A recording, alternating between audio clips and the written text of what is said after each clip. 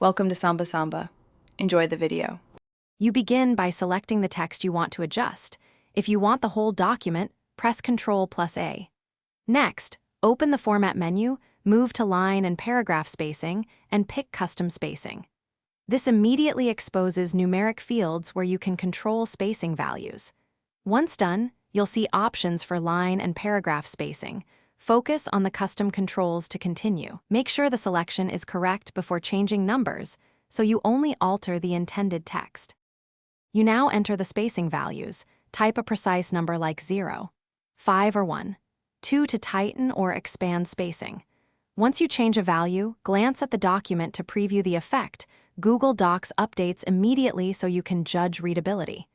If the text looks crowded, increase the value slightly. If it's too loose, reduce it by small increments. Make sure to balance aesthetics and readability, so headings and body text remain consistent across the document. You finish by clicking Apply to Lock in the new spacing. This commits changes to the selected text. If something looks off, use Undo or reopen custom spacing to fine-tune numbers until it feels right. Make sure to check paragraph styles. If styles override direct edits, modify the style instead.